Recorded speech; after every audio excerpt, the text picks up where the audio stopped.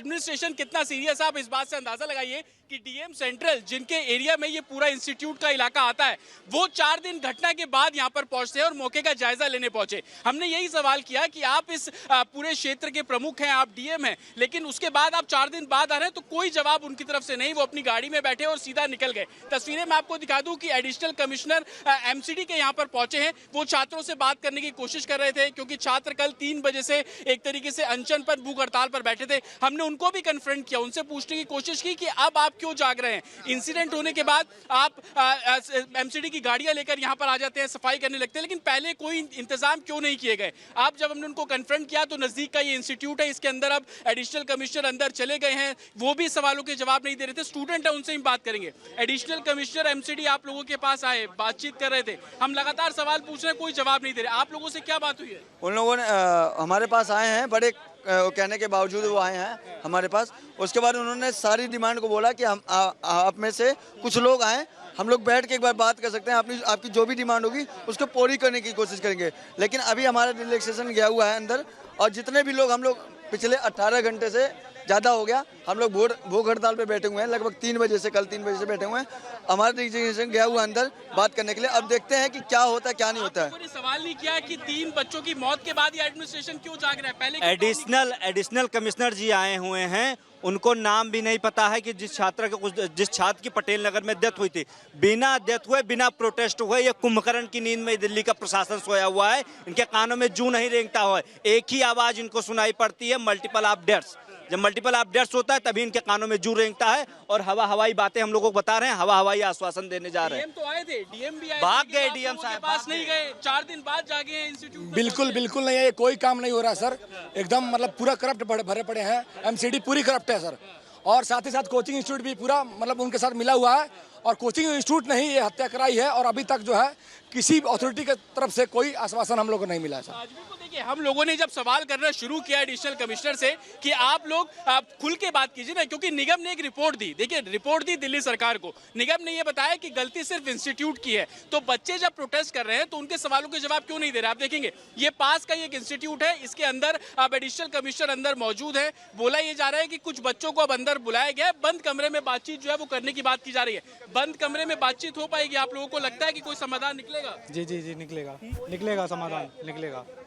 DM आए थे, वो तो मिले भी नहीं, वो 4 दिन बाद घटनास्थल पे। नहीं, डीएम साहब उस दिन भी आए थे जब हम पुसा रोड पे प्रोटेस्ट कर रहे थे। हमारी पहली डिमांड थी कि यहाँ पे हम लोग जब प्रोटेस्ट कर रहे थे हुआ था कि यहाँ पे डीएम साहब या कमिश्नर साहब को बुलाया जाए। जब यहाँ पे नहीं बुलाया गया तो हम लोग पुसा रोड पे गए थे प्रोटेस्ट करने। बहुत शांति तरीके से हम लोग प्रोटेस्ट करे तो तब डीएम साहब आए थे। हमारे साथ बने रहेगा। देखिए, सवालों का जवाब किसी के पास नहीं है। हमने एडिशनल कमिश्नर से भी बात की, डीएम से भी समझने की कोशिश की कि इतनी देर से जाग क्यों रहा है प्रशासन।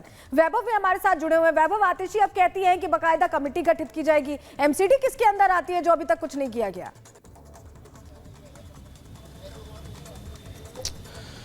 देखिए, बहुत सारे सवाल हैं और उन सवालों के बीच अपने दर्शकों को यहाँ की तस्वीर हम अपने दिखा दें।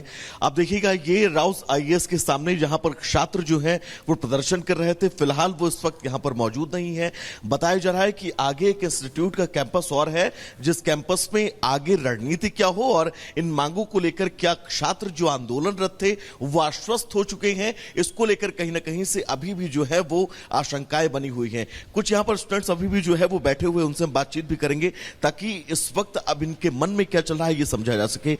आप लोगों की मांग क्या पूरी कर ली गई है? प्रशासन से कोई बातचीत हो चुकी है जिसको लेकर सहमति बनी है? सर, प्रशासन लगातार हमसे बात कर रहा है, पर उसका जो मेन ध्यान है वो ये है कि ये जो प्रोटेस्ट चल रहा है, जितना मीडिया ने, आप लोगों ने सपोर्ट दिया है, पूरा देश देख रहा है, उसकी वजह से उन पे बहुत प्रेशर है। तो वो जो लॉन्ग टर्म सोल्यूशन की बजाय वो ये देखना चाह रहा है कि जल्दी से जल्दी प्रोटेस्ट कैसे खत्म हो जाए, वो छोटे छोटे सोल्यूशन देखते हैं। चलिए, वैभव और जतिन लगातार हमारे साथ बने हुए हैं, आपके पास वापस लौटेंगे, लेकिन इसी बीच एक और बड़ी खबर अपने दर्शकों को बता दें। एमसीडी के एडिशनल कमिश्नर डॉक्टर थॉमस से भी रिपोर्ट आपको बता दें, तारिक थॉमस रिपब्लिक भारत के सवालों से बचते हुए नजर आए। लगातार अफसरों से सवाल किए जा रहे हैं, लेकिन रिपब्लिक भारत के सवालों से यही अफसर है जो बचते नजर आ रहे हैं। थॉमस, आपको बोलना पड़ेगा ना सर, साहब बोलना पड़ेगा, जिम्मेदारी है आपकी जिम्मेदारी है सर। 3 बच्चों की मौत हुई है, आइए आप देखिए स्टूडेंट आप बोलेंगे ना सर। देखिए स्टूडेंट हम लोग जो हंगर स्ट्राइक पे बैठे थे इतने टाइम से हम लोग सर निगम की रिपोर्ट आई है उस पर तो बोलिए सर, जो निगम की रिपोर्ट आई है।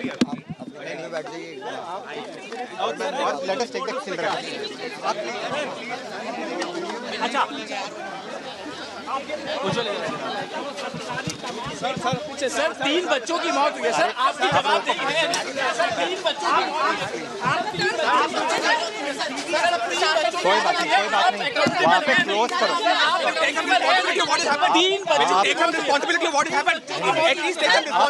आपने रिपोर्ट भी दी इंस्टीट्यूट को बताया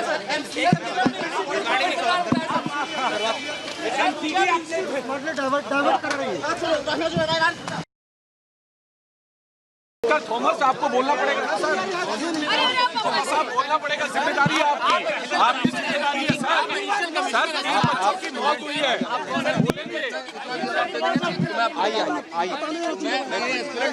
आप देखिए स्टूडेंट आप बोलेंगे ना सर।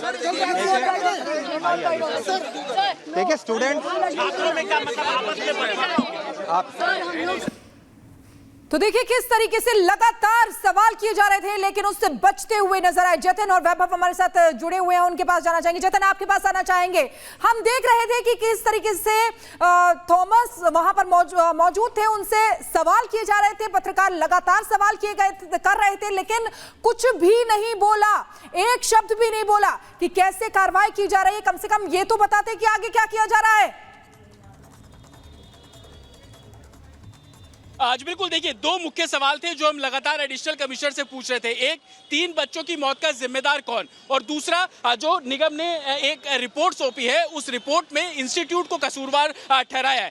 अगर ये बात सही है, उस रिपोर्ट की बात में सत्यता है, तो क्यों आप जवाब नहीं दे रहे हैं। दूसरी तरफ मैं आपको तस्वीरें दिखाऊंगा कि कुछ बच्चों को बस में बिठाकर यहाँ से ले जाया गया। संभवतः ये वो बच्चे हैं जो कि यहाँ पर प्रोटेस्ट कर रहे थे। इसको डेलीगेशन के तौर पर भी देखा जा सकता है कि अब इन बच्चों को यहाँ से ले जाकर जो बंद कमरे में है वो बातचीत जो है वो की जाएगी। और दूसरी तरफ आप देखेंगे कि जब एडिशनल कमिश्नर यहां पर पहुंच रहे हैं तो बड़ी बड़ी मशीनें भी अब सीवर क्लीनिंग को लेकर इस इलाके में पहुंच रही है। लेकिन बच्चों के बीच में सबसे बड़ा सवाल यही कि ये जो एडमिनिस्ट्रेशन अब काम कर रहा है वो काम पहले क्यों नहीं किया गया। दूसरी तरफ आप इस इंस्टीट्यूट की भी तस्वीर देख लीजिए जहां पर पुलिस बाहर तैनात की गई है। इसी इंस्टीट्यूट के अंदर एडिशनल कमिश्नर जो है वो अंदर मौजूद है और कहीं ना कहीं अब वो बाहर नहीं आ रहे। बाहर क्यों नहीं आ रहे हैं? अगर वो सही है, अगर वो गलत है तो अपना पक्ष रखें। हम उनसे यही जानना चाह रहे हैं कि आखिरकार मासूम बच्चे जो है उनकी मौत का जिम्मेवार कौन है, किसकी लापरवाही से ये पूरा हादसा हुआ। और जो इनिशियल रिपोर्ट एमसीडी ने सौंपी है गवर्नमेंट को, उसके बारे में जानकारी दी, उससे बताया कि उस रिपोर्ट में क्या निकला है। लेकिन नतीजा क्या है कि आप देखेंगे कि इंस्टीट्यूट में जाकर वो बंद हो गए हैं। अंदर ही कुछ बच्चों से जो एडिशनल कमिश्नर थॉमस है उन्होंने बातचीत की और उसके बाद जवाब दरअसल किसी के पास है नहीं। और जब सवाल पूछे जा रहे हैं तो इसीलिए ये मुख बधिर हो जा रहे हैं क्योंकि इनको लग रहा है कि अब इनके पास कहने को कुछ नहीं, इतनी बड़ी घटना हो गई है।